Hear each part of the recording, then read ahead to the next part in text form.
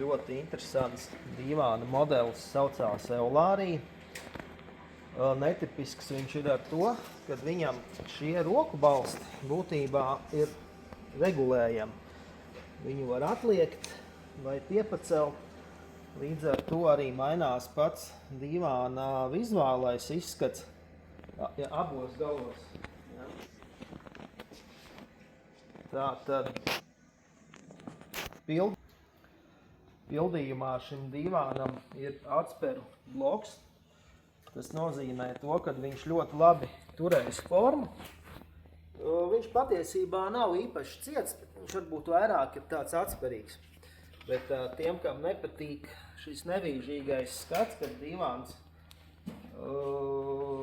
iesēžās vai veido kaut kādus viļņus, būtībā šis būs tiem cilvēkiem. Un muguras spilveni arī ir nedaudz netipiski, jo viņi nav kā ierasts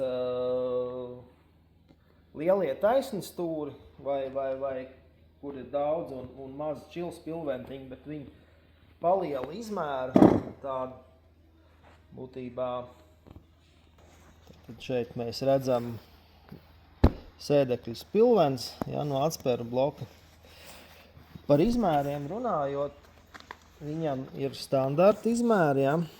Ir stūrīši dažādas formas, ir klasiskie L-veida stūri, tad ir šie te netipiskie stūri, sākot no 3 metri garumā līdz 4,20. Vai nu vienkārši taisni, kur ir bez stūru opcija.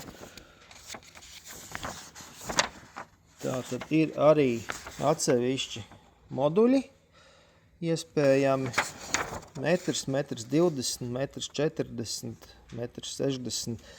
Tā kā patiesībā katram pašam ir jāsamēra vietiņa savā interjerā, lai saprastu, kāds izmērs viņam ir nepieciešams. Nu, un, protams, jūs varat arī izvēlēties jebkuru no šiem te audumiem atbilstoši savam interjeram.